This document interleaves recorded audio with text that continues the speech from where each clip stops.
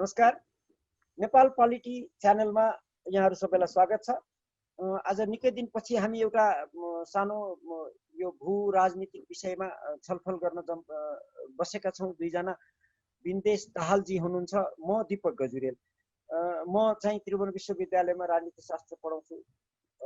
यो जियोपोलिटिकल विषयहरूमा अध्ययन गर्न रुचि राख्छु। हाम्रो बिन्देश दाहालजी चाहिँ लोकान्तर.com मा उहाँले यो विदेश डेस्क हेर्नुहुन्छ, न्युज र एनालिसिस, प्लस उहाँले चाहिँ विश्वव्यापी रूपमा हाम्रो यो हिमालयन एसिया, चीन, भारत, नेपाल यो क्षेत्रको बढी फोकस गरेर यो भू राजनीतिक रणनीतिलाई अध्ययन गर्नुहुन्छ यथार्थवादी चिन्तनको हिसाबले। आज हामी दुईजना बसेर छलफल गर्दैछौँ भारत र चीनको बीच यतिखेर चलिरहेको विवाद। युद्ध नै हुनु हो कि भने जस्तो छ। त्यो भारतको लद्दाख एरियामा गलवान उपत्यका भन्छ, त्यहाँ केही महिनादेखि विवाद छ। कहिले के भन्या छन्। अनि दुईटा देश युद्धमै जान आँट्या हुन् कि भने जस्तो देखिन्छ। अनि फेरि कुनै बेला दुईटा एकअर्काका शत्रु भनिएका देशका लोकल कमान्डरहरू बेलुका बसेर चिया गफ पनि गरे कुरो आउँछ, वार्ता हुँदैछ, चिया के अरे टी च्याट के भन्छ। यो भएको के हो, किन यसरी? आज हामी यो विषयमा थोरै एक खालको वार्ता, एउटाले प्रश्न गर्ने अर्कोले जवाफ दिने भन्दा पनि हामीले जानेको हामीले देखेको कुराहरूलाई अलिकति विश्लेषण गर्ने प्रयास गर्दैछौँ आज हामी बिन्देश दाहाल र म दीपक गजुरेल। बिन्देशजी, यसलाई कसरी हेर्नु भएको छ तपाईँले? सुरु गर्नु न थोरै। धन्यवाद सर। आज सरले महत्त्वपूर्ण विषयमा चाहिँ वार्ता गर्ने मलाई अवसर दिनुभयो। यसलाई चाहिँ हामीले अहिले यो बृहत्तर विश्व राजनीतिको परिदृश्यमा नहेर्दाखेरि हामीले अहिले बुझ्न कठिन हुन्छ जस्तो लाग्छ मलाई चाहिँ। अहिले चाहिँ के भइरहेको छ भने अमेरिका चाहिँ एउटा यतिका 70 वर्षसम्म चाहिँ दोस्रो विश्वयुद्धको अन्त्यपछि अमेरिकाले जसरी चाहिँ संसारभरि चाहिँ एक खालको साम्राज्य आफ्नो चलाएको थियो। कस्तो अर्थमा भनेदेखि व्यापार चाहिँ एकदमै स्वतन्त्रतापूर्वक सबै मुलुकहरूले गर्न सकुन् भनेर एक खालको उसले आफ्नो जलसेनाको चाहिँ सहयोगबाट संसारभरिको व्यापार गराएको थियो, जसरी विश्वव्यापीकरण गराएको थियो। त्यसबाट ऊ बिस्तारै पछि हट्दै गइरहेको अनुभूत गर्न थालिएको छ। र यो चाहिँ भर्खर ट्रम्पको पालामा मात्र नभएर यसभन्दा अघिदेखि नै यसको चाहिँ आरम्भ भइसकेको थियो। विशेष गरी शीत युद्धको अन्त्य भएपछि चाहिँ अमेरिकाले आफ्नो ठुलो चाहिँ शत्रु राष्ट्र सोभियत सङ्घ पतन भइसकेपछि चाहिँ बिस्तारै अलिकति उसले चाहिँ दिशाहीन हुँदै गएको हो भन्ने खालको विश्लेषणहरू चाहिँ पनि आउने गरेका छन्। त्यसलाई अब जस्तो नाम दिए पनि अमेरिका चाहिँ विश्व परिदृश्यबाट बिस्तारै हट्दै गएको चाहिँ देखिन्छ। त्यस क्रममा यसरी अमेरिकाले चाहिँ जसरी संसारको एक किसिमको भनौँ न व्यापार गराउनेमा चाहिँ सहयोग गरेर जसरी एक किसिमको शान्ति बहालमा प्रयास गरेको थियो, त्यसबाट ऊ पछि हटेपछि क्षेत्रीय रूपमा बलिरहेका मुलुकहरू चाहिँ अब जुर्मुराउन थालेका छन्। उनीहरू अमेरिकाको छत्र छाया त्यो एउटा खालको प्रभाव अन्तर्गत पर्दाखेरि त्यति जुर्मुराउँदैन थिए। तर अमेरिकाले नै सहयोग गरेर व्यापारको त्यो विश्वव्यापी बजारमा ल्याइदिएर सहयोग गरेर उनीहरूलाई चाहिँ बलियो बनाइसकेपछि अहिले अमेरिका अब फर्किँदाखेरि उनीहरू बलियो भइरहेका स्थितिमा उनीहरूले आफ्नो चाहिँ विगतको चाहिँ साम्राज्य चाहिँ झल्झल्ती सम्झिरहेको अवस्था छ। विशेष गरी उदाहरण दिनुपर्दा चीनको उदाहरण र टर्कीको उदाहरण दिन सकिन्छ र इरानले पनि त्यो सोच बनाइरहेको जस्तो देखिन्छ भने। अब हामी चाहिँ अलिकति फोकस भएर यता हाम्रो हिमालय क्षेत्रमा आउँदाखेरि चाहिँ चीनले आफ्ना सबै फ्रन्टियरहरूमा चाहिँ पुरानो जमाना चीन राजवंशको पालाको जमानाको जुन फ्रन्टियर उसका थिए त्यसमा दाबी गर्दै गरिरहेको अवस्था छ। त्यसै क्रममा उसले चाहिँ भारतको अहिले भनौँ न भारतको उसमा रहेको लद्दाखमा पनि चाहिँ आफ्नो त्यसलाई चाहिँ बिस्तारै उसले आफ्नो नियन्त्रणमा ल्याउन कोसिस गरिरहेको देखिन्छ। जस्तो यी दुई मुलुक बीच अहिलेसम्म एउटा सीमा सम्झौता नभइसकेको अवस्था, सीमा निर्धारण नभइसकेको अवस्थामा अहिले पनि विवादको स्थिति छ र उनीहरू त्यसलाई वास्तविक नियन्त्रण रेखा भन्छन्, जसले नियन्त्रण गर्यो त्यसै अन्तर्गत रहने भनेर त्यो गर्छन्। त्यसले गर्दाखेरि यसरी नटुङ्गिएको सीमा नटुङ्गिएको स्थितिमा चाहिँ चीनले चाहिँ आफ्नो दाबी गरिरहेको स्थिति छ र त्यही क्रममा लद्दाखको चाहिँ विभिन्न क्षेत्रमा विशेष गरी पूर्वी लद्दाखमा चाहिँ यो असमञ्जसको र यो विवादको यो भिडन्तको स्थिति आएको छ। जुन महिनामा चाहिँ गलवान उपत्यकामा चाहिँ हिंस्रक भिडन्त हुँदाखेरि 20 जना भारतीय सैनिकको मृत्यु पनि भयो भने कति चिनियातर्फ कतिको हताहती भयो चिनले अहिलेसम्म खुलाएको छैन भने अहिले रिसेन्टली चाहिँ पाङगोङ ताल क्षेत्रमा पूर्वी लद्दाखको पाङगोङ ताल क्षेत्रमा वास्तविक नियन्त्रण रेखामा चाहिँ विवाद आइरहेको छ र भारतीयहरूले चाहिँ चिनिया पक्षका सैनिकहरू चाहिँ नियन्त्रण रेखा पार गरेर भारतको भूमिमा आएको र हामीहरूले उनीहरूलाई लखेटेको भनेर कुरा गरिरहेका छन्। शनिबार राति र आइतबार राति अस्ति भर्खरकै कुरा पनि अघिल्लो साता चाहिँ त्यसै गरी अतिक्रमण भएको भनेर उनीहरूले कुरा झिके भने अहिले तत्काल हिजो राति मात्रै चाहिँ हिजो भनेको मतलब यो सोमबार राति मात्रै चाहिँ त्यो पाङगोङ तालको अग्लो पहाडी क्षेत्रमा चाहिँ चिनिया सैनिकहरू चाहिँ त्यहाँ कब्जा गर्नको लागि माथि आएको, त्यहाँ पहिले नै चाहिँ भारतीय सैनिकहरू बसिरहेको र उनीहरूले चाहिँ ती चिनिया सैनिकहरूलाई चाहिँ अगाडि बढ्न नदिएको, रोकेको, चेतावनी स्वरूप चाहिँ गोली चलाएको, चीनले पनि गोली चलाएको भन्ने कुराहरू चाहिँ भारतीय पक्षले दाबी गरिरहेका छन् भने चिनियाहरू चाहिँ भारतीयहरूले हामीहरूको आफ्नो वास्तविक नियन्त्रण रेखा पार गरेर हाम्रोमा आएको र चेतावनी स्वरूप हामीले चाहिँ गोली चलाएको भनेको मतलब गोली चाहिँ चलेको देखियो। अहिलेसम्म उनीहरूको सम्झौतामा चाहिँ के भएको थियो भनेदेखि चाहिँ 2 किलोमिटर क्षेत्र वरिपरि चीनतिर पनि भारततिर पनि गोली चाहिँ चलाउन नपर्ने, फायर आर्म्स चाहिँ युज गर्न नपाउने भन्ने खालको सम्झौता थियो। इभन शिकारको लागि पनि चलाउन नपाउने भन्ने थियो भने अहिले चाहिँ गोली नै चल्यो भनेपछि यसलाई एकदमै गम्भीरतापूर्वक दुईजनाले लिएका छन्। फेरि यही बिचमा वार्ताहरू पनि भइरहेका छन्, चाहिँ सैन्य लेभलमा कमान्डर लेभलमा वार्ताहरू पनि विभिन्न भइरहेका छन् र कूटनीतिक लेभलमा राजनीतिक लेभलमा पनि वार्ता भइरहेका छन्। रक्षा मन्त्री राजनाथ सिंह, भारतका रक्षा मन्त्री राजनाथ सिंह र उताका रक्षा मन्त्री चाहिँ मस्कोमा गएर भेटघाट गर्न पनि गरे, त्यसपछि विवाद समाधान गर्नुपर्छ भन्ने कुरा पनि गरे। तर यो सबै देखावटी मात्रै कुरा चाहिँ भएको जस्तो मलाई चाहिँ अनुभव भइरहेछ। चीनले यसपालि चाहिँ वास्तविक नियन्त्रण रेखालाई डिफाइन भनौँ न आफ्नो अनुकूल डिफाइन गर्न खोजिरहेको मैले चाहिँ अनुभूति गरिरहेको छु र भारतले स्टेटस कोमा चेन्ज हुनु हुँदैन भनेर चाहिँ कुरा चाहिँ गरिरहेछ, मुखले कुरा गरिरहेछ। तर चीनले वास्तविक रूपमा स्टेटसको यथास्थिति पहिलाकोमा चाहिँ परिवर्तन गरिरहेर अब अपुष्ट खबरहरूका अनुसार चाहिँ के भइरहेछ भने चीनले चाहिँ 1000 वर्ग किलोमिटर क्षेत्र भारतको चाहिँ मा कब्जा गरिसकेको भन्ने खालको कुराहरू पनि आइरहेका छन्। त्यसैले अब यो स्थिति चाहिँ अब यो युद्धमा परिणत हुन्छ कि हुँदैन भन्ने कुरा चाहिँ अहिले भन्न सकिँदैन। मलाई युद्ध हुन्छ जस्तो किन लाग्दैन भने त्यहाँको भू अवस्थिति अत्यन्तै जटिल अप्ठ्यारो खालको, यो सामरिकका लागि चाहिँ त्यो अप्ठ्यारो खालको छ। अब जाडो महिनामा त झन् त्यहाँ कोही बस्नै सक्दैन। त्यसले युद्ध नै चाहिँ हुँदैन, परम्परागत युद्ध भन्ने त्यो हुँदैन जस्तो लाग्छ मलाई। तर यो असमञ्जसको स्थिति, यो विवादको स्थिति, तनावको स्थिति चाहिँ रहिरहन्छ भन्ने मलाई लाग्छ।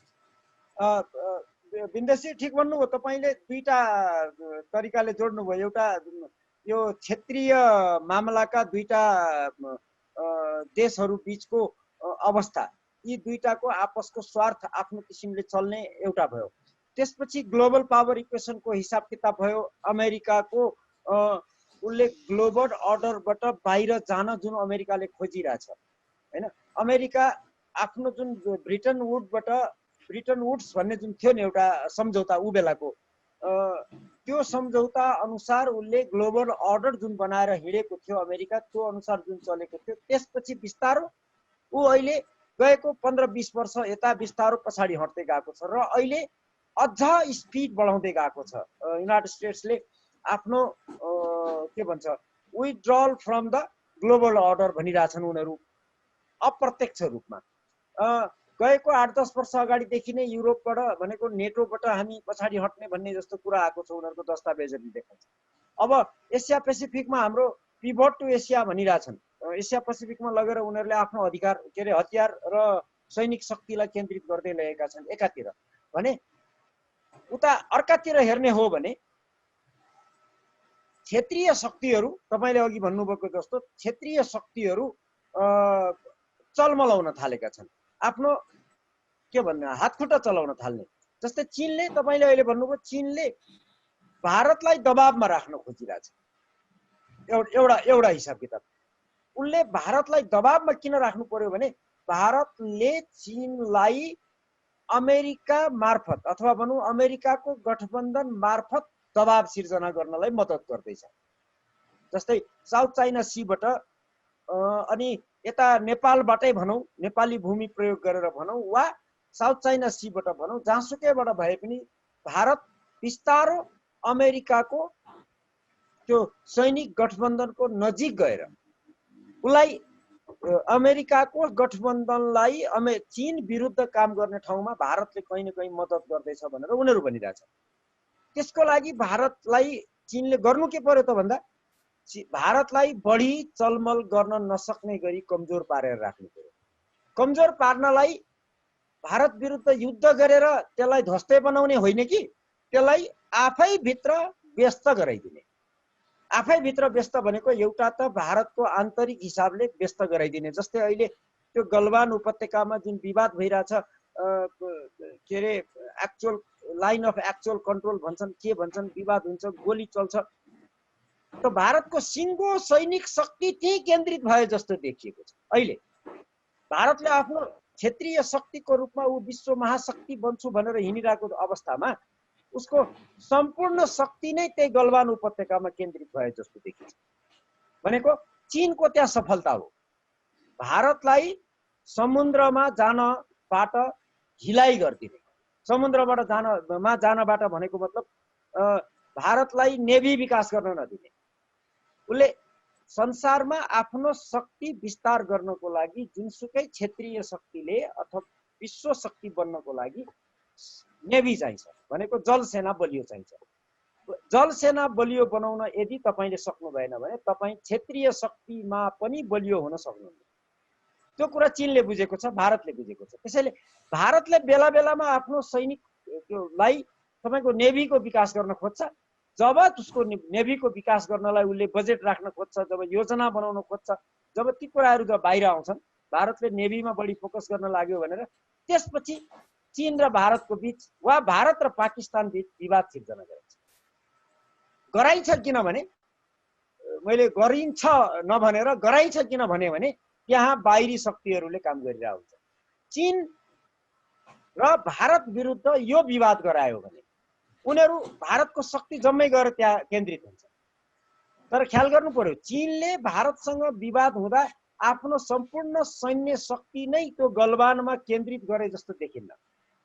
उसले उता पनि काम गर्दैछ, पूर्वमा पनि उसको शक्ति त्यहाँ पनि विवादित छ, गलवानमा पनि छ। अब हिजो भर्खर चीनको विदेश मन्त्रालयको प्रवक्ताले अरुणाचल प्रदेशलाई अस्वीकार गरे। त्यो भनेको हाम्रो दक्षिणी तिब्बत हो भने उनीहरू निकै अगाडिदेखि भन्दैछन्। सबभन्दा पहिले यो पछिल्लो अवधिमा त अरुणाचल प्रदेश जुन अहिले भारतको एउटा प्रान्तको रूपमा छ, त्यसलाई 2010 मा चीनमा वेन जियाबाओ प्रधानमन्त्री हुँदाखेरि बोलेका रहेछन्। अरुणाचल प्रदेश भनेको कुनै पनि भूभाग छैन, त्यो हाम्रो दक्षिणी तिब्बत हो भनेर बोलेका रहेछन्। भारतले त्यतिखेर ध्यान दिएको रहेनछ, भनेको त्यसलाई त्यति गम्भीर रूपमा लिएन छ। अब अहिले प्रेसर दिँदैछ चाइनाले, भनेको लाइन अफ एक्चुअल कन्ट्रोलको अवस्थामा जसको नियन्त्रणमा जुन भूभाग जहाँसम्म छ उसको नियन्त्रणमा कायम रहने, त्यो सीमा सम्बन्धी अन्तिम टुङ्गो लागेर सम्झौता नभएसम्म अवस्था त्यो उनीहरूको। तर चीनले बिस्तारो भारतलाई लाँदैछ, खिच्दैछ, भूमि कब्जा गर्दैछ उसले कतिपय ठाउँमा। अस्ति अहिले गलवानमा छ, हिजो अस्ति त्यहाँ डोकलाममा थियो, यो सिक्किमको आसपासमा पोरपरार। त्यसको टाइमिङ हेर्दा म चाहिँ के देख्छु भने भारतले जब नेभीमा खर्च गर्न थाल्छ, त्यसमा बजेट राख्छ, योजना बनाउँछ र काम गर्न थाल्छ आफ्नो नेभीको विकास गर्नलाई, त्यसपछि यी विवादहरू ल्याइन्छ र भारतको सम्पूर्ण कूटनीतिक सामरिक शक्तिहरू त्यही केन्द्रित हुन्छ, त्यही खर्च गर्न थाल्छ र उसले चीनसँग भोलि युद्ध हुन सक्छ भनेर देखिरहेछ भारतले। आज होस् भोलि होस्, यदि चीनसँग युद्ध भयो भने सैन्य तपाईको भारतको सैन्य भनेको नेभी मार्फत युद्ध हुनेवाला छैन, उसको एयरफोर्स र आर्मीले युद्ध गर्नुपर्छ भन्ने बित्तिकै भारतको सैनिक विस्तार गर्न र सैनिक शक्तिलाई बलियो बनाउनको लागि उसले आफ्नो बजेट योजना जति पनि छ उसले जहिले पनि नेभीबाट डाइभर्ट गरेर आर्मीमा लानु भन्दाखेरि हुन्छ के भारत अल्टिमेटली कमजोरको कमजोर रहन्छ सैनिक ऊ तपाईको वाइडर समुद्रमा भनेको ब्लू वाटर नेभी बनाएर संसारभरि विचरण गर्ने हैसियतमा भारतलाई कहिले पुग्न नदिने रणनीति चीनको देख्दैछु म भारतलाई आक्रमण गरेर जितेर त्यसलाई तहस नहस पारिदिन्छु भन्ने रणनीति त्यसको उद्देश्य हो जस्तो मलाई लाग्दैन चीनले भारतलाई कमजोर पारेको पारे राख्दैन एउटा सामरिक रूपमा कमजोर भएपछि आर्थिक रूपमा उसले अलिकति विकास गर्यो भने पनि खासै महत्त्व रहन्न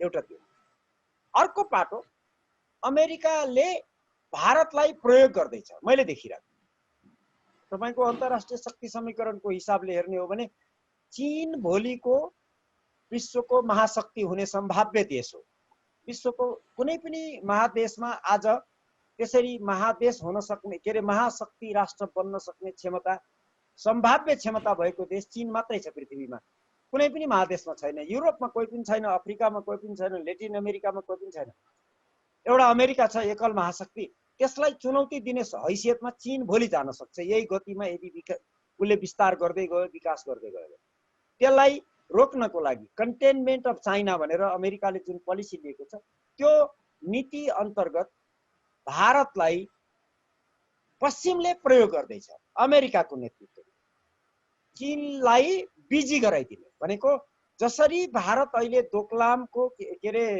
गलवान भ्यालीको केसमा आफ्नो सम्पूर्ण सैन्य शक्ति नै त्यही केन्द्रित गरे हो कि भने जस्तो गरेर जुन देखिएको छ चीनलाई त्यही गराइदिन खोज्दैछ अमेरिकाले मैले देखेको उसको सम्पूर्ण सैन्य शक्ति तपाईको वेस्ट पेसिफिकबाट ल्याएर तिब्बतमा केन्द्रित गराइदियो यता भारतबाट तँलाई खतरा छ भन्ने किसिमको सन्देश दिन लगाएर भारतको बोर्डरमा ल्याएर तिब्बतमा उसको सैनिक केन्द्रित गराइदियो भने अनि साउथ चाइना सी र इस्ट के अरे नर्थ चाइना सीमा अनि अमेरिकाले प्रेसर बढाएर चीनलाई कमजोर पार्यो त्यो रणनीति अन्तर्गत भारतलाई प्रयोग गर्दैछ अमेरिकाले यो क्वाड र अनेक नाममा मलाई त्यो लाग्दैछ त्यसले गर्दाखेरि अमेरिकालाई दुईटा तीनटा फाइदा हुन्छ एउटा चीनसँग प्रत्यक्ष भिड्ने क्रममा यता दक्षिण हिमालयतिरबाट अमेरिकाले देखिने गरी भिड्ने ठाउँ भएन प्रोक्सी काम गर्नु पर्यो त्यो प्रोक्सी भारतलाई प्रयोग गर्न पायो एउटा उसलाई त्यो फाइदा भयो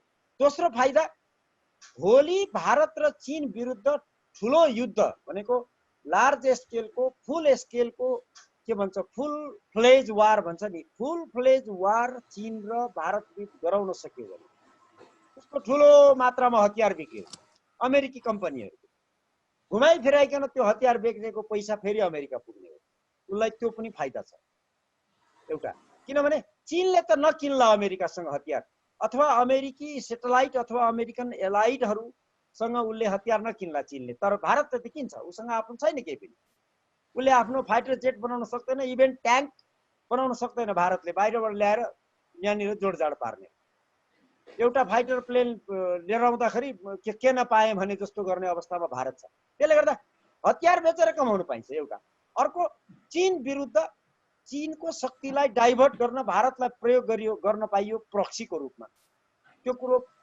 भारतीयले कतिको बुझेछन् त उनीहरू जानु अमेरिकालाई त्यो दुईटा फाइदा भयो तेस्रो फाइदा के हुन्छ भने चीनले यदि आफ्नो शक्ति मलाई अब या तिब्बतको बोर्डरबाट खतरा छ भन्ने बढी उसलाई महसुस भयो भने साउथ चाइना सीबाट आफ्नो सैन्य शक्तिलाई ल्याएर तिब्बतमा केन्द्रित गर्नु पर्यो भने चीन उता पूर्व कमजोर भएर जान्छ चीन कमजोर हुने बित्तिकै उसको भोलिको महाशक्ति हुने सम्भाव्यता कमजोर भएर जान्छ त्यहाँ पनि अमेरिकालाई फाइदा हुन्छ त्यसैले यो कम्तीमा तीनवटा फाइदाबाट अमेरिकाले यो कामहरू गराउँदैछ पछाडि बसेर पर्दा पछाडि बसेर अब यो भारतीयलाई बढी प्रयोग गरेका छ मैले देखिरहेको भारतीयले कति बुझ्या छन् किन गर्दैछन् त्यो उनीहरू जानुन् हैन त्यो त उनीहरूको तपाईको सैनिक रणनीति बनाउने र कूटनीति र सामरिक योजना बनाउनेहरूले बुझ्ने कुरा हो ठिक छ अमेरिकाले मलाई प्रयोग गर्दैछ भनेर बुझे पनि गर्ने के त भन्दा चीनको पनि त्यहाँ स्वार्थ छ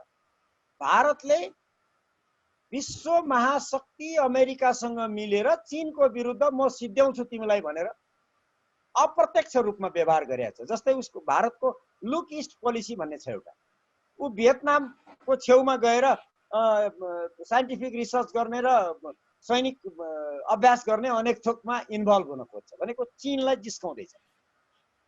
तिमी मलाई जिस्काउने, तिम्रो हैसियत त्यो हो, चुप लागेर बस भनेर चीनले पनि भारतलाई सबक सिकाउनु आवश्यक छ। उनीहरू भनिराखेकै छ। त्यही हिजो सायद अरुणाचलको लागि दक्षिण तिब्बत हो हाम्रो भनेर त यतिखेर धम्की आएको सायद त्यस कारणले तिमी मलाई जिस्काउने हैसियतमा छैनौ भनेर भारतीयहरूलाई चिनियाहरूले सन्देश दिएको हुन सक्छ। भनेको भारतलाई दुईतिरबाट अप्ठ्यारो अवस्था छ।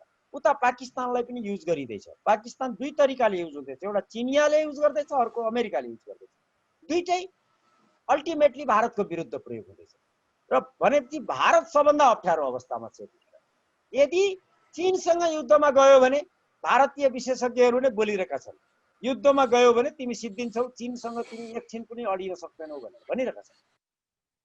विशेषज्ञहरूले भनिरहेका छन् युद्धमा जानै हुँदैन, भारत गयो भने भारत सिद्धिन्छ भनिरहेका छन् त्यहाँका विशेषज्ञहरू। नगयो भने उसले उहाँ भूमि कब्जा गरेको रहेछ। भारत सरकारले स्वीकार गरेको छैन। गलवान भ्यालीमा चीनले कति स्क्वायर किलोमिटर, तपाईँले अघि भन्नुभयो 1000 स्क्वायर किलोमिटर वा जति होस्, एक ऐँची पनि छोड्दिन भन्ने, तर उसले कब्जा गरिरहेको छ। त्यो यथार्थ स्वीकार गर्ने अवस्थामा पनि भारत छैन अहिले। तिमीले मेरो जग्गा कब्जा गर्यौ भन्न सक्ने अवस्थामा छैन। यदि भन्यो भने त्यो कब्जा गरेको जग्गा भूभाग फिर्ता लिन जानु पर्यो, फिर्ता लिने हैसियत छैन भने भारत यति अप्ठ्यारो अवस्थामा छ चीनसँगको व्यवहारमा र पश्चिमसँगको व्यवहारमा। त्यहाँको एउटा वर्ग, एउटा बुद्धिजीवी वर्गहरू छन् भारतभित्र, जसलाई चाहिँ मैले देख्दाखेरि यसो त्यसको कनेक्सनहरू हेर्दाखेरि भारतको संस्थापन राज्य सञ्चालकहरूले पालेर चलाएको थिङ्क ट्याङ्कहरूले भारत त अब महाशक्ति भइसक्यो, चीनलाई त हामी एकैछिनमा सिद्ध्याइदिन्छौँ भन्ने किसिमले प्रचार गर्न खोजिरहेछ। त्यो भ्रमले अर्कोतिर लगेर सिद्ध्याउँछ। त्यही कारणले सायद छिमेकीहरूसँग सबैतिर शत्रुता बढ्दै गएको छ भारत। भोलि अप्ठ्यारो पर्यो भने ठिक छ, नेपालले चीन र भारतको बिचमा युद्ध भएको बेला नेपालले भारत वा चीन दुईटैको पक्ष नलेला, लिन हुँदैन, त्यो आफ्नो ठाउँमा छ।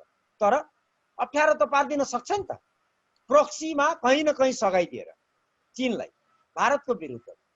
त्यसैले उता बङ्गलादेशसँग, नेपालसँग, उता श्रीलङ्का सबैसँग कहीँ न कहीँ त्यो शत्रुताको वातावरण सिर्जना गरिँदैछ।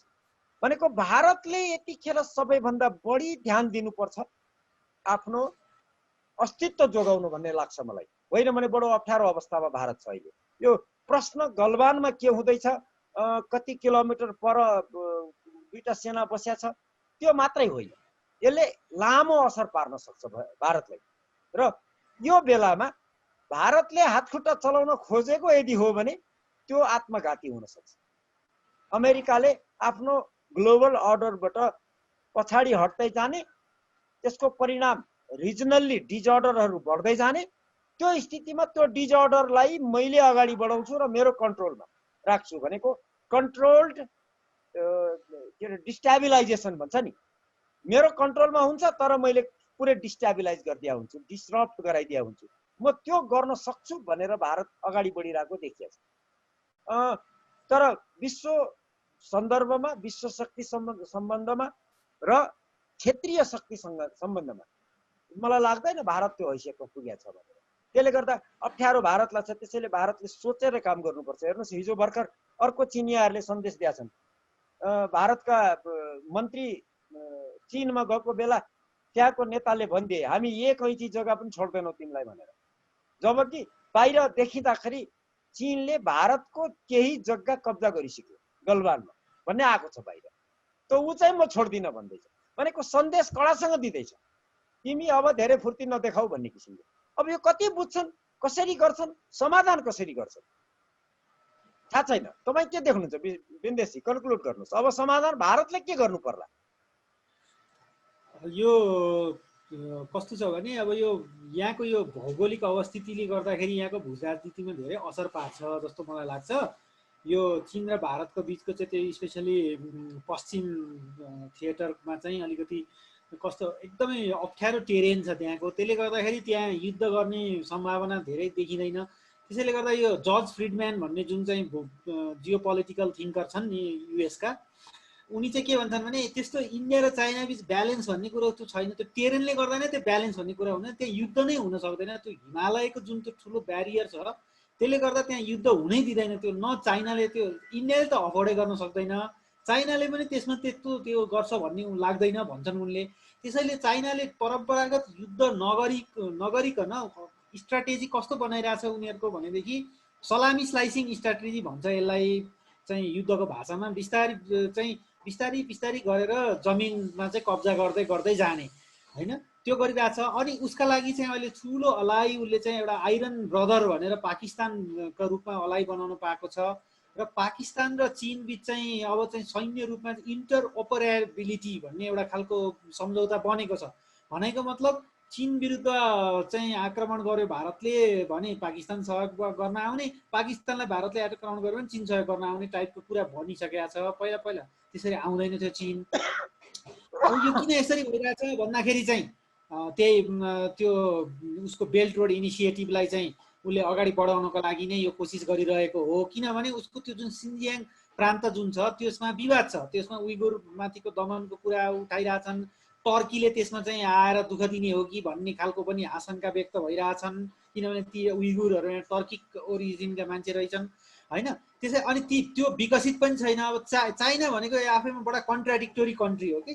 जस्तो कोस्टल सिटीमा चाहिँ चाइनिज महाधनी छन्, न्युयोर्क भन्दा पनि एडभान्स देखिन्छन् भने अलिकति 200 किलोमिटर 300 किलोमिटर पर गएपछि तन्नम गरिबहरू पनि त्यहीँ बस्छन् होइन। त्यसले गर्दाखेरि त्यो उसले चाहिँ त्यो सिन्जियाङ स्पेसली एकदम अल्प विकसित ठाउँ छ, त्यसको हित हुनका लागि उसले यो बेल्ट एन्ड रोड इनिसिएटिभ मार्फत यो हिन्द महासागरको चाहिँ पाकिस्तानमा रहेको ग्वादर बन्दरगाहबाट त्यहाँ चाहिँ उसले सडक तथा रेल मार्फत त्यहाँ चाहिँ समृद्धि पुर्याउन खोजेको छ। र त्यो सिन्जियाङ प्रान्त चाहिँ फेरि चाहिँ सेन्ट्रल एसियासँग जोडिएको भएको हुनाले सेन्ट्रल एसियामा पनि आफ्नो चाहिँ प्रभाव त्यसै मार्फत पनि बढाउन सकिने उसले त्यहाँ देखेको छ। किनभने तेल ल्याउनको लागि इरानबाट साउदी अरबबाट तेल ल्याउनको लागि सबभन्दा सजिलो ठाउँ त्यो नै भएको छ उसलाई, र उसले त्यो देखेको छ। त्यसमा चाहिँ भारतले अवरोध पुर्याउने हो कि भन्ने हिसाबमा चाहिँ उसलाई आशंका भएर उसले चाहिँ भारतलाई अप्ठ्यारो पार्नको लागि जमिन अहिले चाहिँ अतिक्रमण गरिरहेको देखिन्छ। अहिले कसरी हेर्नुपर्छ भनेदेखि त्यो हामीले भूसामरिक रूपमा पनि यसलाई हेर्दाखेरि चीनले चाहिँ वास्तविक नियन्त्रण रेखाका छेउका चाहिँ बाटोहरूमा सडकहरूमा ताल त्यहाँको पाङोङ तालको माथिल्लो भूभागहरू कब्जा गर्न खोजिरहेछ। गलवान उपत्यकामा ऊ माथिल्लो भाग कब्जा गर्न सफल भएर स्थायी संरचना नै बनाउन सक्यो भने पाङोङ तालको क्षेत्रमा फिङ्गर 1 देखि फिङ्गर 8 सम्मको क्षेत्रमा चाहिँ पनि माथिल्लो भूभाग कब्जा गर्यो भने माथिबाट चाहिँ बन्दुक ताकेर हान्न पनि सजिलो, गोला बारुद हान्न पनि सजिलो, तलबाट एडभान्टेज हुन्छ भनेर ऊ त्यो रूपमा हेरिरहेछ भने भारतले अहिले त्यो चाहिँ हुन नदिनको लागि सङ्घर्ष गरिरहेको छ। अनि सरले अहिले कुरा उठाउनु भयो, यसमा चाहिँ अमेरिकनहरूले चाहिँ भारतलाई अगाडि सारेर त्यो गरिरहेछन् भन्ने कुरामा चाहिँ एकदम ठुलो चाहिँ भनौँ न दम छ त्यसमा। किनभने भारतले त्यति नचाहेको जस्तो चाहिँ देखाइरहेछ। विशेष गरी त्यहाँका विदेश मन्त्री एस जयशङ्करका चाहिँ अहिले लेटेस्ट उनले बोलेका कुराहरू, पत्रिकालाई दिएका इन्टरभ्यू, जुममा बोलेका कुरा, जुमको सेमिनारमा बोलेका कुराहरू हेर्दाखेरि भारत चाहिँ यो यस्तो एक ध्रुवीय दुई ध्रुवीयमा होइन, बहुध्रुवीय बहुपक्षीय मल्टिल्याटरलिजम मल्टिपोलर वर्ल्डमा विश्वास गर्छ। कसैको एलाई बन्दैन, अमेरिकाको पनि बन्दैन भन्ने कुरा चाहिँ गरिरहेछन्। तर जबरजस्ती अमेरिकाले चाहिँ एलाई बनाउन खोजिरहेको छ। सरले क्वाडको पनि कुरा गर्नुभयो, क्वाड अन्तर्गत चाहिँ इन्डियालाई राख्न खोजिरहेछ। उनीहरू चाहिँ मालाबार एक्सर्साइज भन्ने इन्डियाको त्यो टापुनिर मालाबार एक्सर्साइज पनि गर्छन्। त्यसमा इन्डियाले चाहिँ यो चाइनालाई सकेसम्म नचिनाउँ भनेर सैन्य कम्पोनेन्ट राख्न नखोजेको भए पनि अमेरिकनहरूले त्यो राख्नलाई चाहिँ जोड पनि दिइरहेछन्। अस्ति भर्खर चाहिँ अमेरिकाको चाहिँ परराष्ट्र मन्त्रालयका राज्य मन्त्री होइन स्टिभन बिगन भन्नेले चाहिँ अब क्वाडको बैठक नयाँ दिल्लीमा हुन्छ भनिदिए, जबकि भारतले अहिलेसम्म आफै घोषणै गरेको छैन। अनि त्यसमा चाहिँ एमके भद्रकुमार भन्ने जुन चाहिँ एउटा चाहिँ हाम्रा थिङ्कर छन्, इन्डियाको पूर्व डिप्लोमेट छन्, उनले चाहिँ एसिया टाइम्समा एउटा आर्टिकल लेखेर अब चाहिँ भारतका कुराहरू चाहिँ बुझ्नु पर्ने, जम्मै अमेरिकनहरूबाट सुन्नुपर्ने भयो, भारत चाहिँ पुरै अमेरिकाको दास भयो भनेर नै त्यो कडा आर्टिकल लेखेका छन्। यसरी हेर्दाखेरि भारत निष्पक्ष रहन नसक्ने, चीनलाई चिराउन पनि नचाहने तर अमेरिकाले चाहिँ जबरजस्ती उसलाई चाहिँ अग्रपन्थीको मुलुक बनाएर त्यहाँ पनि चिडाउनु पर्ने स्थितिमा सरले भने जस्तो धेरै चेपुवामा र धेरै अप्ठ्यारो स्थितिमा भारत छ। यसले अब हाम्रो देशमा कस्तो प्रभाव पार्छ भनेर म अलिकति भन्नु पर्दाखेरि चाहिँ यसो गरौँ बिन्देशजी, यसो गरौँ हामी यो अहिले त हामीले सिधै भारत चीन र अनि यसमा अमेरिकाको स्वार्थको कुरालाई केन्द्रित भएर गरौँ धेरै।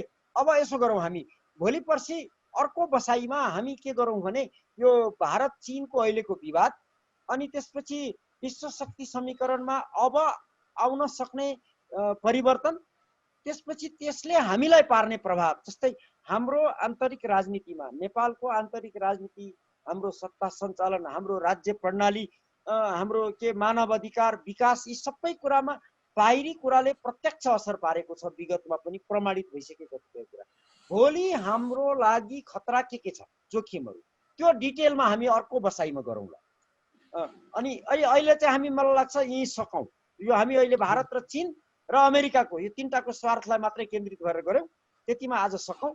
त्यसपछि भोलि अर्को पटक हामी अर्को बसाइमा चाहिँ नेपाललाई समेत जोडेर अलि लामो जाउँला भोलि, के भन्नुहुन्छ? हुन्छ हुन्छ हुन्छ आज यतिलाई नै हुन्छ, आज यतिमा सकौँ। हस् हस्, धन्यवाद धन्यवाद, हस् नमस्कार।